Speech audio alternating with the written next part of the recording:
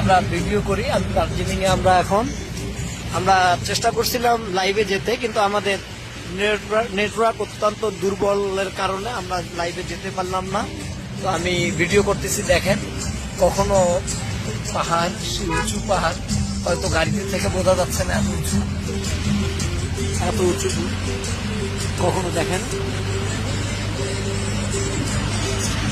পাহাড়ের গায়ে